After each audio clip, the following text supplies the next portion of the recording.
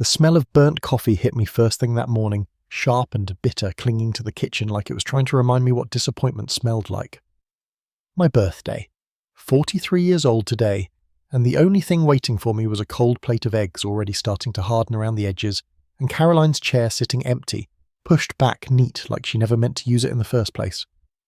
I stared at that chair longer than I should have.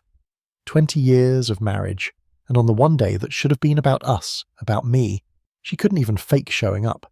The irony wasn't lost on me. I fix broken things for a living. Toasters, TVs, the neighbour's beat-up washing machine that screams like a banshee but still spins. People bring me their problems, and I patch them up with tools and patience. But this, my marriage, ain't a socket wrench in the world for that. Happy birthday to me, I muttered, scraping those congealed eggs into the disposal.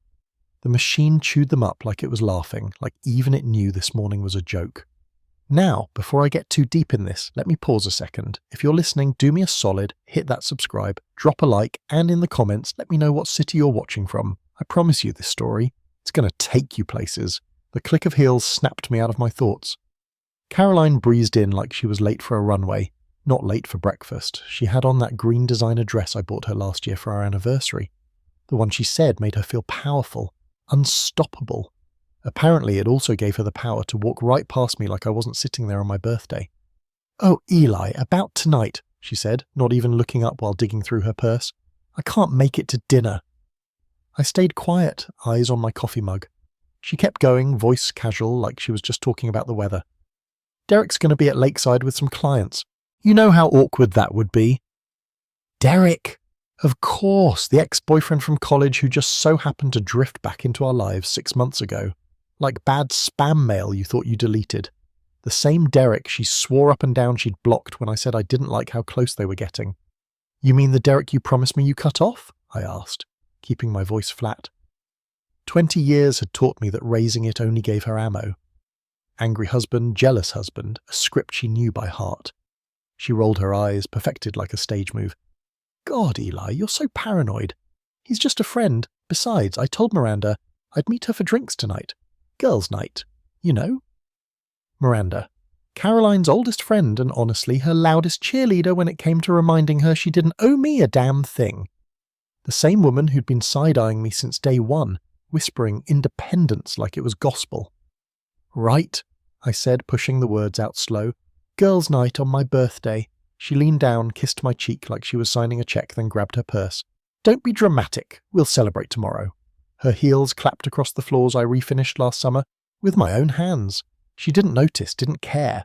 The door shut soft, but the silence it left was heavy. I sat there for a minute just listening to the house breathe, then got up and headed for the garage. My workshop always smelled like motor oil and steel dust, scents that usually settled me. Today it just made everything sharper. My phone buzzed. Lenny, my part-time at the shop, 25 years old, still thinks loyalty is simple.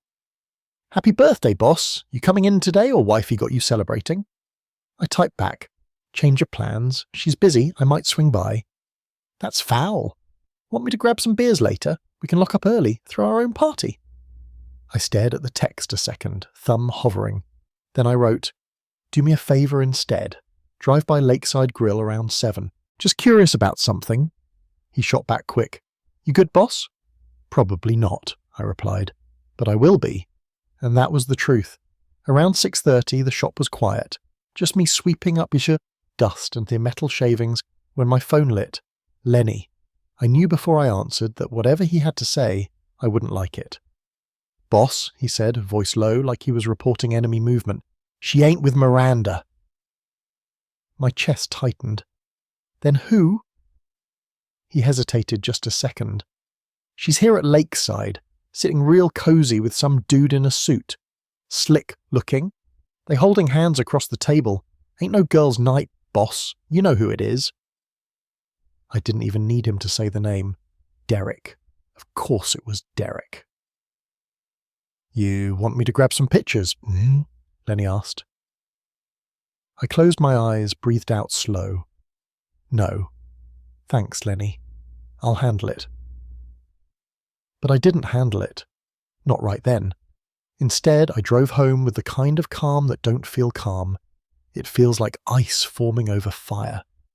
When I walked in, the kitchen still smelled faintly of that burnt coffee. Caroline's laptop sat open on the counter, probably left in her rush to go meet her friend.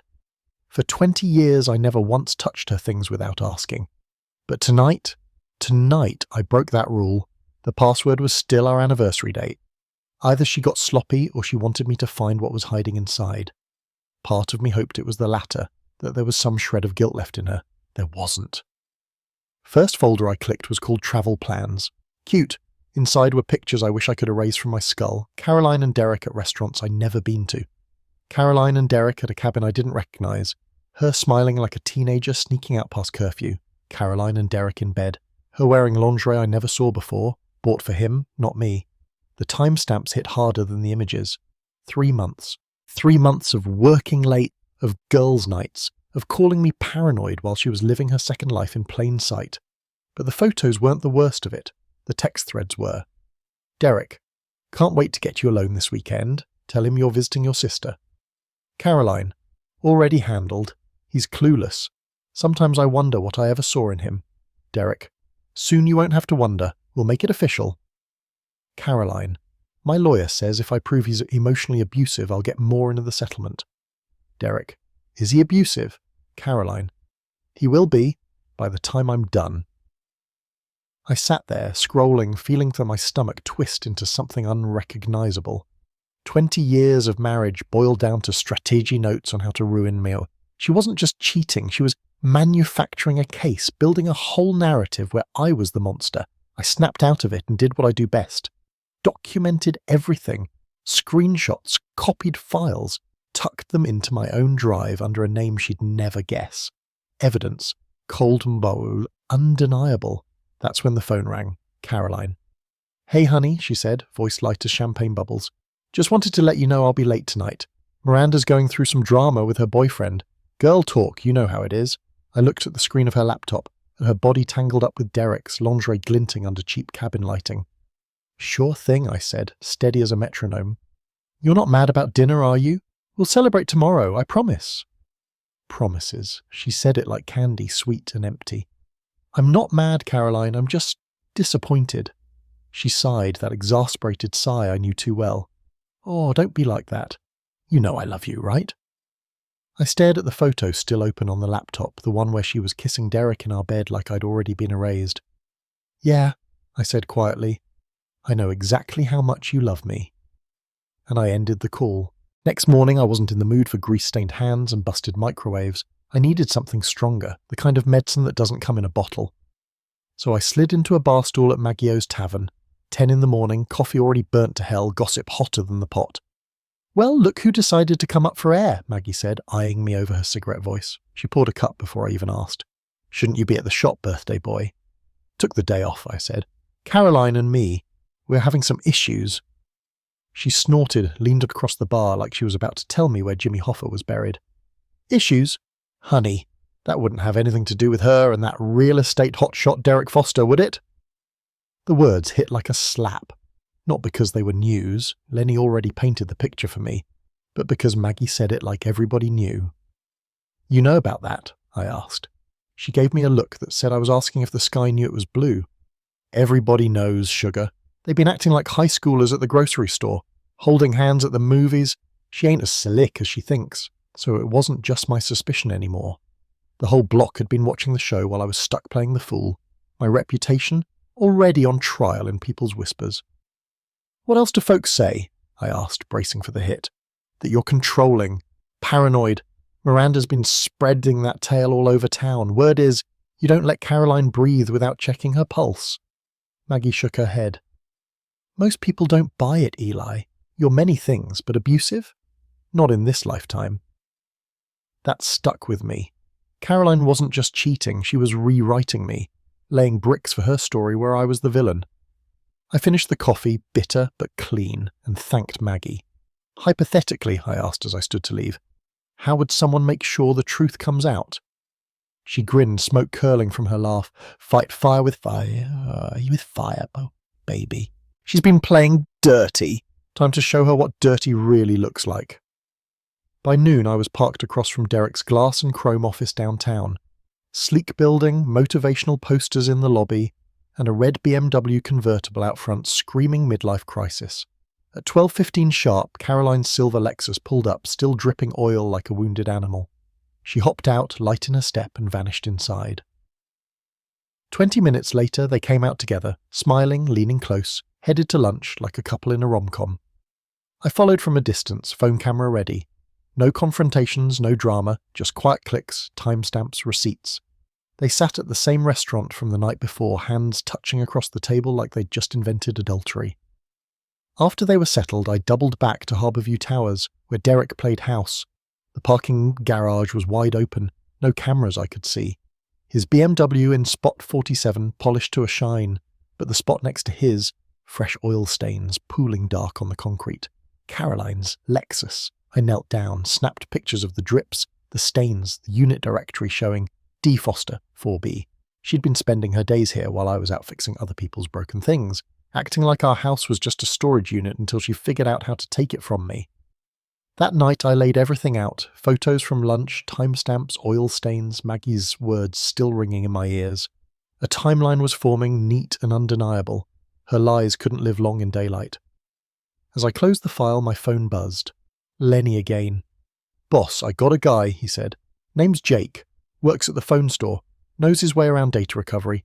Helped me pull photos off a waterlogged phone once. Might be able to help you dig deeper. Want me to set it up?"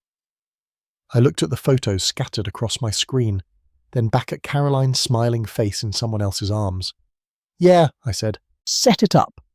And just like that, the next piece of the puzzle slid into place. Jake turned out to be younger than I expected. Guinea kid, thick glasses, fingers moving like he was born to pry secrets out of circuit boards. Lenny brought him by after hours at the shop, and I handed over Caroline's old phone, the one she accidentally dropped in water last month, then rushed to replace without a second thought. "Water damage, yeah," Jake said, peering at the board under his tiny light. "But the memory chip's intact. Give me a couple of days. I can probably pull everything back, texts, pics, call logs, even browser history if she didn't wipe it right." "Everything?" I asked. He nodded, smirking. "Phones don't lie, man. They're like black boxes. They record it all." I almost smiled at that. Perfect. A black box for a marriage going down in flames. I left the phone with him and told him to keep it quiet. Lenny vouched for the kid, and at this point trust was a rare currency. The next day I played my role. Good old Eli Brooks, neighborhood repair guy. Fixed a microwave that smelled like burnt popcorn, replaced a board in a laptop that belonged to a teacher. Customers smiled, small talk came easy, and no one could tell I was carrying around evidence like dynamite in my pocket. At 6, my phone buzzed with a message from Caroline. "Working late. Don't wait up. Love you, right." She dropped the words like spare change into a jar she never planned to open. I typed back, "Sure, take your time." But instead of heading to the motel, I called Maggie. "You busy?" I asked. "Never too busy for drama, honey. Where are we going?" "Lakeside Grill, my treat," she laughed through the phone. "This ought to be good." We met there 20 minutes later. Maggie in her best Sunday church dress, me in my work boots. The hostess sat us inside with a clear line to the patio. And there they were. Caroline and Derek, fingers brushing across wine glasses, leaning in close, her smile the kind she hadn't given me in years. Maggie cut into her steak like it was nothing. Look at 'em, acting like they invented cheating. I forced myself to sip water, keep my eyes cool. Caroline was waiting for me to explode, waiting for me to be the jealous husband who storms the patio and makes a scene. That was the story she wanted for court. Unstable, angry, abusive, but not tonight. "What's the plan?" Maggie asked, chewing slow. "Not here. Not now. If I go loud, I play her script. Nah.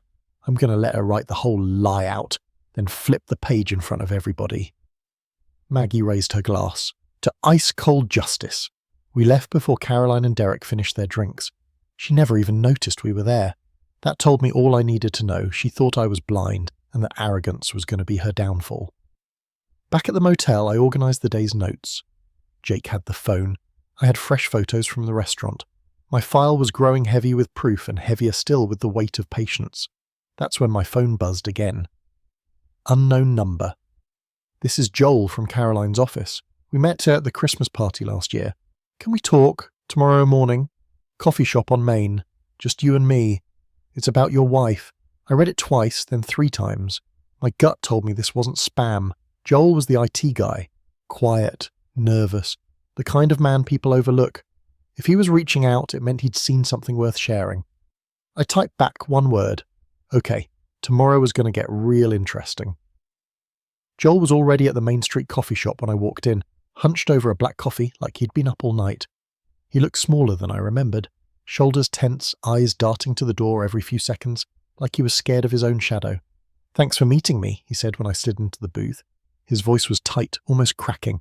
I wasn't sure if I should reach out, but after what I saw, I couldn't keep quiet. I leaned back, arms folded. "All right, Joel, tell me." He glanced around, then lowered his voice. "Your wife's been telling everybody at work you're abusive. Says you monitor her phone, control her money, threaten her friends. She even showed up last week with a bruise on her arm, saying you've grabbed her." My chest turned to stone. I never laid a hand on her. Ever. "I know." Joel's eyes sharpened. "Because I saw her make that bruise herself." I blinked. "What do you mean, saw?" He slid a flash drive across the table. Security footage, supply room camera. She went in alone, slammed her arm against the shelving over and over until it was purple, then came out crying, told HR she was documenting abuse for her lawyer. I stared at the little drive like it was a loaded gun. "You copied it?" "Before anyone else could. I'm the IT guy. I have access." He leaned in closer. "There's more. Phone records, logs. She's been calling Derek dozens of times a day from her work line. And her company email, full of messages about meeting at hotels, and she's sloppy. Thought deleting her browser history would cover her tracks. It didn't." I exhaled slow, the weight of it pressing down and lifting me at the same time. For weeks, Caroline had been building her fantasy case. The paranoid, controlling husband. The abusive monster. But now I had hard evidence, video that killed her story before it even left her lawyer's mouth. "Why are you helping me?" I asked, studying his face. His jaw clenched, and for the first time his meekness cracked. "Because she's been making my life hell too. Got me written up for inappropriate comments when I wouldn't cover for her skipping out early to meet Derek. She's been trying to get me fired for months. This is payback, and maybe justice." I pocketed the drive. "I won't forget this, Joel. Just be careful," he said, standing. "She's more dangerous than you think." After he left, I sat there staring into my cold coffee. My hands shook, not from fear but from adrenaline. I finally had it. The black and white proof, video, logs, emails, enough to burn her whole story down before she even lit the match. That night, back at the motel, I opened a new folder on my laptop, the Brooks dossier. Every screenshot, every time-stamped photo, every text. And now Joel's video. Facts, not feelings. Witnesses, not whispers. If Caroline wanted to paint me as a villain, then I was arming myself with receipts sharp enough to cut her lies to ribbons. Around 9, my phone buzzed again. "Caroline." "Eli," she said, voice trembling, fake sweet. "I tried logging into the bank. Password's not working. Did you change it?" "Yes," I said flatly. A pause, then her breath hitched, shifting into performance mode. "You're scaring me, Eli. Why would you do that? Are you trying to control me?" There it was. She'd discovered I'd locked the accounts, and now she was spinning it into her script, scared wife, controlling husband. "You know what?" she said, voice breaking like glass. "I think I need to call someone. This isn't safe." And I knew exactly what that meant. Caroline was about to make her move. Officer Rankin met me in the lobby like we were 2 guys who'd shared a team once. Familiar enough to skip greetings, but serious enough to skip small talk. He wore that same tired patrol jacket, badge catching the fluorescent light. We stepped into a small conference room away from the public. Table, 3 chairs, coffee machine humming like it knew secrets. "Eli," he said, sliding into the chair. "Heard some noise? You good?" I set the folder on the table. The Brooks dossier sat there like contraband. Photos, timestamps, screenshots, Joel's flash drive. "Depends which side you ask," I said. "Figured you should see this before someone decides to press charges on a story that ain't true." Rankin flipped through the files like a man reading a bad novel. "You got a lot here," he said slowly. "This ain't small-town gossip." I watched his face for the moment he stopped being a cop who knows me and became a cop who reads evidence. He looked up, expression flat. You realize what you're handing me? I do. I want it documented, I said.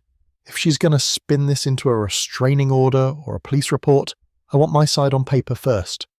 He tapped the flash drive. That Joel dude gave you footage? Yeah, supply room. She staged a bruise on her Salvius form. Rankin exhaled. If that's legit, you're not just defending yourself. There's potential for charges on the other side. Filing false reports, perjury. But you need to be careful, Eli. Courts don't like men who appear aggressive, even if they're innocent. She'll be fishing for anything to make you look violent. Which is why I didn't go off at the lakeside, I said. I'm not handing her more ammunition. He nodded approvingly. Smart move. Temper gets taken and used against you. We went through it line by line. I explained timelines, showed him restaurant pics with metadata, the Harborview parking photo with the oil stains, the text threads where Caroline and Derek planned their moves. He made copies, official copies, and labelled them evidence. He stamped a form and slid it back across the table. You'll need to sign a statement, he said. Tell your story. Include everything. What you found, how you found it, where those files are stored. No embellishments, just the facts. I signed where he pointed. My hand didn't shake. Not this time. Rankin typed notes into his tablet, then looked at me straight. One thing, and I mean this. Stay away from private confrontations. No face-to-face meetings. No midnight showdowns. No following her. If she files for a temporary protection order and you step into the same room, you're playing her game on her terms. Let the law handle it. You leave the theatrics to the people who like drama for breakfast. I get it, I said. No direct contact. All through attorneys or through you. That's the plan, he agreed. Also, don't blow up social media. Don't post about this. People on both sides will take what the template they want and twist it. Let us document. We'll file this with the reports office. If she files something, we'll have your statement in the file. He handed me copies of the receipt, an evidence submission form with a report number printed in bold. 2125-1006-3742, something like that. I memorized it like it was a lifeline. Keep this with you, Rankin said. If they try to serve you or make allegations, you call me. I'll vouch for the documentation. As I walked out of the station, the air felt colder, but cleaner. The fight had moved out of the kitchen and into a room with fluorescent lights and stamps. That was good. It meant rules, it meant procedure, it meant I wasn't alone in carrying this. Back at the shop, Lenny met me at the door, eyes bright. Boss, Jake called. He says he pulled a ton, says you gotta see this. He was grinning like a kid holding fireworks. When you ready? I looked down at my hands, the hands that fixed other people's lives without ever fixing my own. Now, I said. Lenny dropped a set of keys on the counter like a mic. Then let's see what the phone's been keeping. Jake called me back into his shop after hours. The place smelled like solder and cheap pizza, wires hanging like jungle vines. He had Caroline's old phone hooked up to his rig, screen glowing with recovered data. Man, she was busy, Jake said, shaking his head. I pulled 4 months' worth of everything. Photos, texts, call logs. Nothing's gone. Like I told you, phones don't lie. I leaned over, bracing myself, but nothing could have braced me for what was on that screen. There it was, thread after thread between Caroline and Miranda. Not casual chatter, strategy, cold, deliberate scheming spelled out in green and grey bubbles. Caroline, he's too calm, I need him to snap. Miranda, provoke him, get him to yell, record it. That's abuse in court. Caroline, and if he doesn't? Miranda, document bruises. Who's going to prove where they came from? I scrolled down, my hands numb. Caroline, already working on it. He'll look paranoid, controlling. My lawyer says emotional abuse is hard to prove, but physical is easy. Miranda, girl, you got to think about your future. Don't leave money on the table. I wanted to put my fist through the counter, but I didn't. Couldn't. Because if I had, I'd be giving them exactly what they wanted. So instead, I forced myself to keep scrolling. Photos, a timeline 4 months deep, Caroline and Derek in restaurants, Caroline and Derek at that cabin, Caroline in bed wearing things I'd never seen before. Date stamps lining up neatly with every excuse she'd ever fed me. Working late, girls' night, family emergency, lies catalogued in high definition. This is your gold mine, Jake said, sliding me a flash drive. Whole archive. I made 3 copies. One for you, One for backup, one for whoever else you trust. You're bulletproof with this. Not bulletproof, I muttered, pocketing the drive. But armoured. Back at the motel, I set to work. Uploaded one copy to a private cloud account under a new name. Gave another to Maggie, slid it across her bar counter without a word. She just nodded, poured me a coffee, no questions asked. The third copy went straight to Rankin. Chain of custody. No chance she could claim I fabricated anything. For the first time in weeks, I felt something close to steady. The dossier was airtight. If she tried to paint me as abusive, I had proof of her stage directions. If she tried to claim Derek was just a friend, I had 4 months of romance in living colour. Her lies were flammable, but this archive, fireproof. I was finally ready for her next move. That night, just past 11, headlights swept across the motel parking lot. Laughter, loud and sloppy. I peeked through the blinds and there they were. Caroline and Miranda, both drunk, stumbling, making a scene. "Eli!" Caroline shouted, voice breaking into fake sobs. "I know you're in there. We need to talk." Miranda swayed beside her, trying to shush her, but just as wasted. "He's not even here, girl. Let's go." "He's here!" Caroline cried, pointing at my truck. "Come out, Eli! Stop hiding!" It was theatre, and the film we were performing for anyone who might be watching. A setup, plain as day. If I stepped outside, raised my voice, even looked angry, it'd all be twisted into proof of her fear. So I didn't. I dialed Rankin instead. "Officer, my wife and her friend are drunk at my motel, causing a disturbance," I said calmly. "I'm staying inside my room, just wanted it on record." 10 minutes later, a patrol car rolled in. Lights flashing, officers escorting them out, Caroline yelling over her shoulder that I was a coward. But all I felt was calm, because now it wasn't my word against hers. It was logged, time-stamped, official, and her game slipping out of her hands. By Friday morning, the whole town was buzzing like a beehive kicked open. Maggie slid into my booth at the diner, phone in hand, grinning like she'd just hit the jackpot. "Look here, sugar," she said, turning the screen toward me. A Facebook post, anonymous account, dozens of photos stitched together. Caroline and Derek at restaurants, in parking lots, at the damn cabin. Timestamps on every shot. The caption read, "When your girl's night includes Derek Foster. Poor Eli deserves better." The post had already been shared 100 times, comments piling up like kindling. People I barely knew calling Caroline out by name, dragging Derek through the mud. Sympathy for me, anger for them. In a town this size, reputations burn fast once somebody lights the match. By noon, word spread that Derek's office phones were jammed with cancellations. Clients didn't want their property sold by a man moonlighting as a homewrecker. A couple even marched in demanding their contracts back. He built his image on smooth talk and tailored suits, and now all that anybody saw was the guy stealing another man's wife. And Caroline? She wasn't spared. Her boss called her into a closed-door meeting after someone, Joel, I'd bet my life, slid them a copy of the supply room video. Caroline pounding her arm into the shelving, then walking out in tears. Evidence for the lawyer. HR nearly swallowed their own teeth watching it. By the end of the day, her desk was stripped bare. Fired. Around 3, my phone buzzed. Caroline.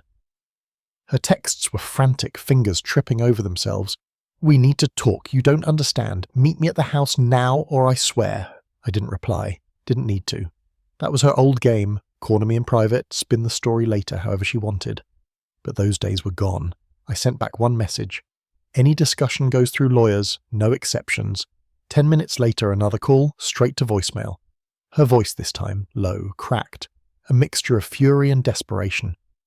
"If you don't come home right now, I'll make sure the whole town knows how dangerous you are." Too late. The town already decided who was dangerous, and it wasn't me. That night, just when I thought the circus couldn't get wilder, Lenny came rushing into the shop out of breath. "Boss, you won't believe this. Derek got picked up. Tax investigators. Federal. Word is he has been hiding money for years. They hauled him out of his office in cuffs." I sat back hard, the picture forming sharper than ever. Caroline's forever plan was sinking fast. Her lover headed for federal charges, her own lies unravelling in daylight. And cornered animals don't go down quiet. Sure enough, before midnight I got the call from Rankin. His voice was steady, professional, but I could hear the warning underneath. Eli, heads up, Caroline just filed for a temporary restraining order. Claims you're stalking her, threatening her through third parties. Hearing set for Monday morning. Don't go near her, don't go near the house. Let the evidence do the talking. I hung up, staring at the report number still in my pocket from last week. The paper trail was mine, but Caroline wasn't done trying to write her own script. Monday morning, courthouse smelled like floor polish and nerves. I sat at one table alone, my folder thick with copies, drives, receipts. Across from me, Caroline in a pale blouse, hair tucked neat, lawyer at her elbow. She looked smaller, but I knew better. This was just her costume for the day. Judge Coleman came in like a storm cloud. 60-something, sharp glasses, voice flat as gravel. "We'll keep this brief," she said. "Mrs. Brooks, your petition for a temporary restraining order is under review. You may begin." Caroline's lawyer rose, painted a picture like he was auditioning for a soap opera. Controlling husband, changed all the passwords, monitored her movements, threatened her friends. Caroline sniffled, dabbed at her eyes, voice rambling as she claimed she feared for her safety. She held her arm out, pointed at faint yellow bruises. "He grabbed me here. I had to protect myself." Coleman's eyes narrowed but didn't blink. Then she turned to me. Mr. Brooks." I stood, laid out the Brooks dossier like cards on a table. "Your Honor, I've been married 20 years. I never raised a hand to my wife. What I do have," I slid a flash drive forward, "is evidence of her staging bruises at her office." Coleman watched the video Joel provided. Caroline slamming her arm against the metal shelf, crying for the camera. The judge's jaw tightened, but she said nothing. Next came the texts. Caroline and Miranda plotting, provoke him. Record the yelling, document bruises. Who'll prove where they came from? I moved methodically, like I was fixing an appliance. Photos, timestamps, witnesses.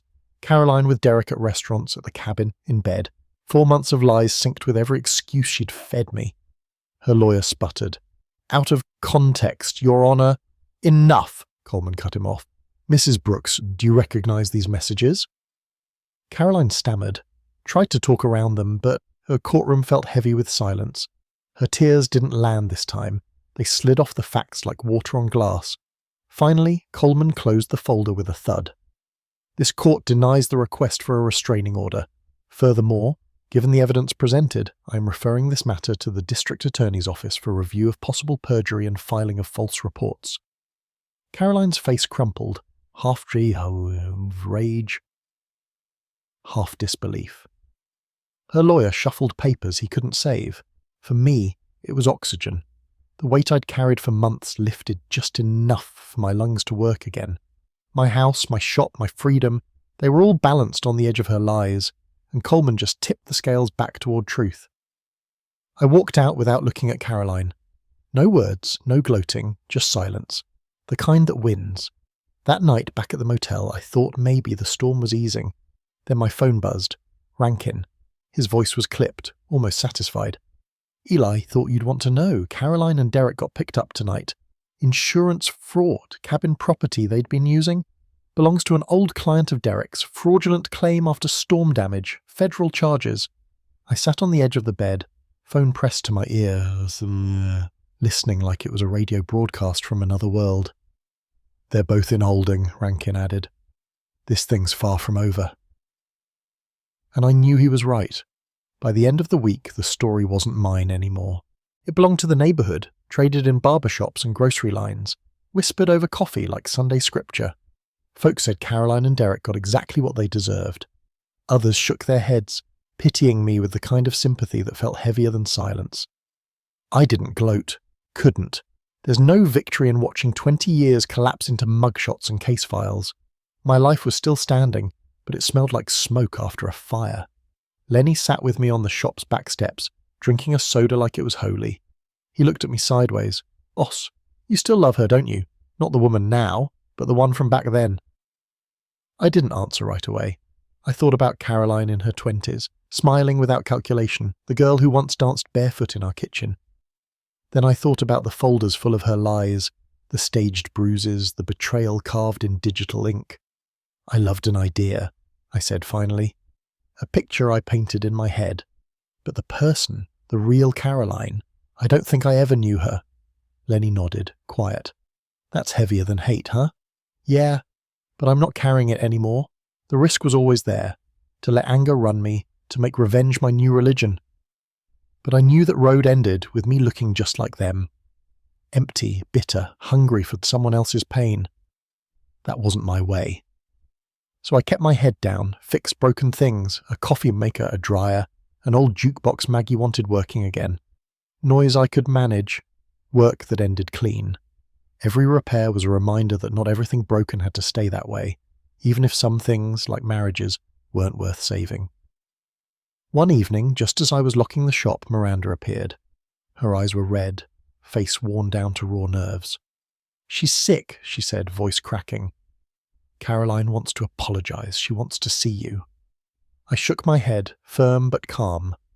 "She doesn't owe me an apology, Miranda. She owes the truth. If she's ready to tell it, let her tell the world. Not me." Miranda blinked, stunned. For once she didn't have a comeback. She just nodded, turned, and walked away. And I went inside, closed the door, and let the quiet settle like dust. By the time the hearings rolled around, Caroline's lawyers had switched strategies. No more sobbing wife routine. Now it was all about shifting blame. She was under Derek's influence, pressured into decisions she wouldn't have made alone. The courtroom didn't buy it, especially not after her ex-employer filed charges for theft of client data. She hadn't just betrayed me, she'd tried to rob the very people signing her paycheck. Meanwhile, Derek folded like wet paper. Faced with federal charges, he struck a deal. Cooperation for leniency. He gave up financial records, insurance fraud details, and enough emails to show Caroline wasn't just a passenger. She was behind the wheel in plenty of the scams. Her future narrowed to one word: sentencing. Real time, not probation. When the prosecutor asked if I'd give a victim impact statement, I shook my head. Her actions speak louder than anything I could say, I told them. And that was the truth. I didn't need to stand in court and relive every bruise she faked, every lie she told. The evidence already spoke volumes. So I went back to my shop, fixed a broken blender for a single mom, replaced wiring in a neighbour's oven. Life kept moving, quieter, steadier. That night, close to midnight, my phone buzzed. Unknown number. A single message. "I'm sorry, Caroline." I stared at the screen for a long time, then set the phone face down on the counter. Some words come too late to mean anything. The house was quieter than I remembered. No perfume hanging in the air, no heels clicking across the floorboards I sanded with my own hands. Just the steady hum of the refrigerator in the kitchen, still running smooth because I'd fixed it years ago. That sound, constant, reliable, was worth more to me now than any promise Caroline ever made. I brewed coffee, careful this time. No burnt bitterness, no forgotten pot sitting too long, fresh, strong, clean. I poured a cup and sat at the table, her chair empty across from me. For the first time it didn't ache. It just was. The day passed in small rituals. Tools lined up in the garage, mail sorted, windows open to let in the late light. Nothing dramatic, nothing loud, Immo. Just me putting order back where chaos had lived too long.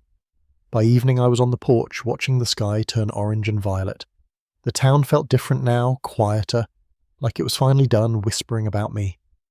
I let the air settle into my lungs and thought about the man I wanted to be after all this. Not the bitter husband. Not the fool, just Eli Brooks, the guy who fixes what's broken, starting with himself. Her text still sat on my phone. "I'm sorry I never answered. Some things don't deserve replies. My truth isn't in revenge or in dragging her name again. My truth is in fresh coffee, honest work, and learning how to respect myself the way she never did." And now, if you've been listening, holding my hand through these long nights, drop your city in the comments. I'm Eli Brooks. I don't fix other people's illusions anymore. I fixed my own heart.